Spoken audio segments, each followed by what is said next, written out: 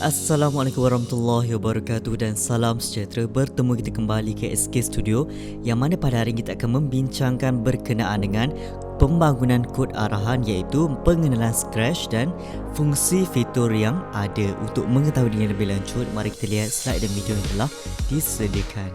Kita mulakan dengan melihat apakah objektif pembelajaran yang perlu dicapai oleh murid. Yang pertama ialah murid dapat menerangkan fungsi aplikasi Scratch dengan tepat. Yang kedua, murid dapat menyatakan sekurang-kurangnya 3 fungsi fitur dengan betul. Jom kita mulakan.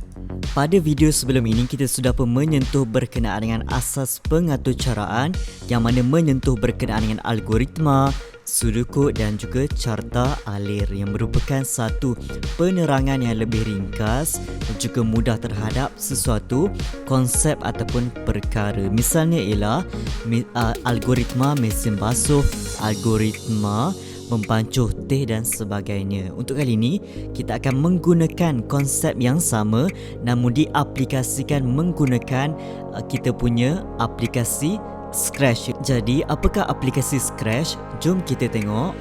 Murid boleh terus merujuk pada buku teks. Kita baca pembangunan kod arahan, mengenali fitur antaramuka perisian pengaturcaraan.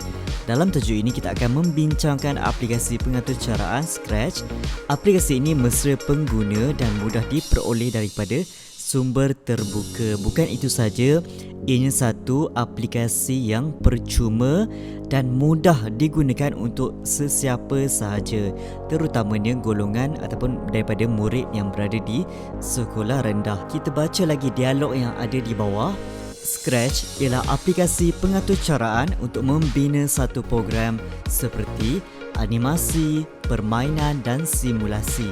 Mari kita mengenali fitur yang terdapat pada Scratch. Baik, terdapat banyak fitur antaramuka perisian Scratch seperti yang berada di sebelah kiri kamu.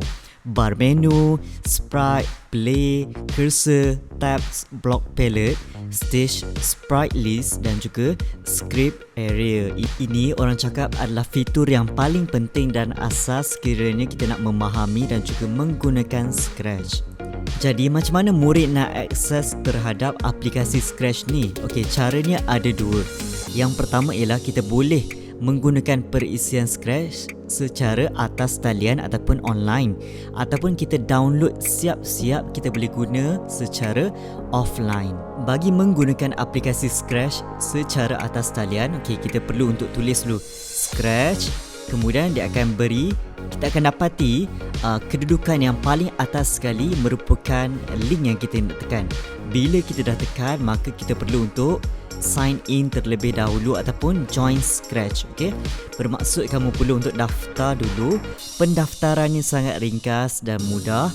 Okey, 5 minit macam tu dah sudah boleh kamu sign in. Okey, bila sign in, masukkan kamu punya pendaftaran punya username, kemudian password yang kamu sertakan juga. Kemudian ini adalah muka depan ataupun antara muka Scratch secara atas talian. Banyak template, banyak dia punya guidance ataupun dia punya panduan macam mana kita nak buat. Ada apa? Scratch tu sendiri. Kemudian ada create. Create ni adalah ruang di mana kita hendak melaksanakan Scratch. Explore, ideas untuk kita mendapatkan panduan dan juga idea untuk menghasilkan Scratch yang berkualiti lah. Selesai downloading, kemudian ini adalah antara muka Scratch yang mana kita hendak hasilkan lah. Jadi banyaklah kita punya fitur-fitur tadi kan. Kalau kamu lihat dalam buku teks, maka akan sama dengan yang kamu akan lihat sekarang. Okay, kita skip dulu itu. Kita lihat dulu butang-butang atau pautan yang lain.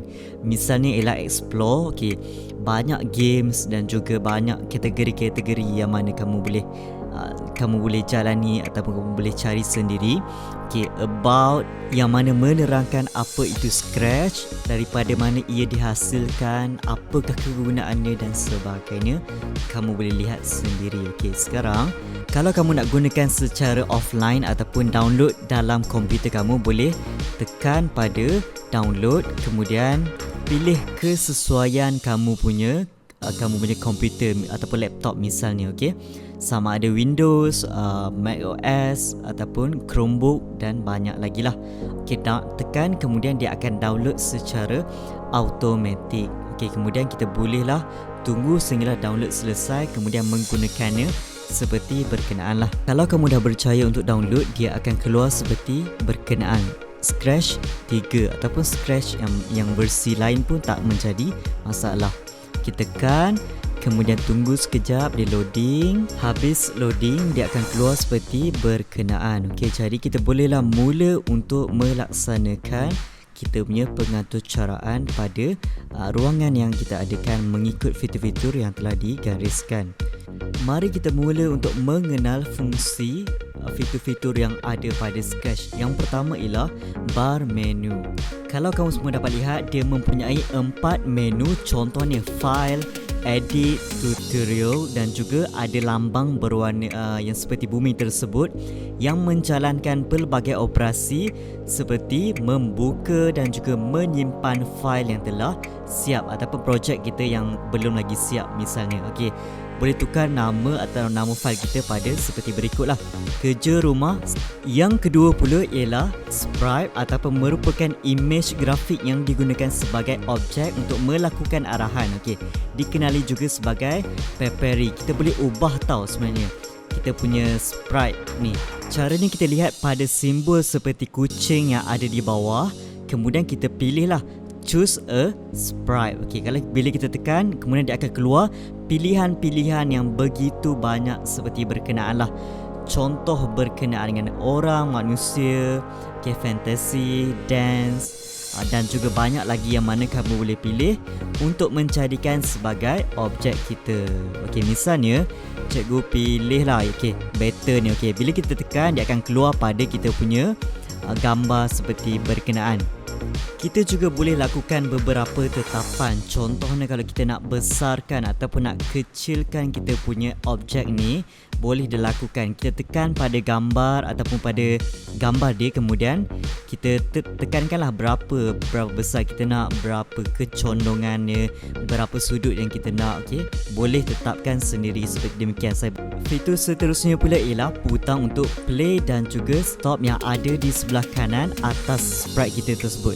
Kedua-duanya berada bersebelahan. Bendera warna hijau ialah untuk mula, manakala oktagon berwarna merah untuk memberhentikan pergerakan objek. Fitur yang keempat pula ialah Cursor Tools, mengandungi beberapa pilihan untuk menduplikasi, menghapuskan dan membesarkan, mengecilkan sprite serta memberikan bantuan kepada pengguna. Contohnya kalau kita nak sprite tersebut dilakukan secara besar, maka kita boleh besarkan kawasan stage dia dan kecilkan pada bahagian kita punya skrip. Boleh pilih yang mana memudahkan. Fitur yang kelima pula ialah tab. Ini adalah bahagian yang paling penting sekali kerana mempunyai arahan-arahan ataupun ketetapan yang mana kita perlu untuk tetapkan. Okey, mempunyai skrip, kostum, sound untuk merancang pergerakan objek, memaparkan kostum dan memasukkan unsur bunyi. Okey, terdapat lebih daripada yang disebutkan berkenaan. Misalnya kod ataupun dipanggil juga sebagai skrip ialah untuk mencana pergerakan ataupun atur cara, kostum untuk kita tambah baik kita punya sprite dan juga sound untuk kita tambahkan ataupun kita boleh edit bunyi-bunyi yang mana ada dalam kita punya sprite ni. Boleh kita lakukan seperti kita nak tukar warna, kita nak tambah perkataan, kita nak ubah macam mana pergerakan sprite tu, kita boleh laksanakan pada kita punya kostum. Fitur yang keenam pula ialah Block Palette, mengandungi 10 menu yang boleh digunakan untuk memberikan arahan kepada objek yang dipilih untuk menjalankan tugas yang dikendaki. Apa yang kita ada di hadapan ialah seperti motion untuk mengawal pergerakan, looks untuk penampilan ataupun pergerakan dia, sound untuk bunyi yang dikeluarkan, event untuk pengawalan tertentu, control, sensing, operator dan banyak lagi yang lain yang mana kamu boleh explore sendiri. Okey. Kalau kita nak ubah background pun boleh tekan pada butang berkenaan kemudian pilih saja background yang mana dikendaki. Okey, kemudian dia akan keluar seperti berkenaan lah. Fitur yang ketujuh ialah stage. Stage ni secara mudahnya ialah untuk sprite bergerak dan berinteraksi.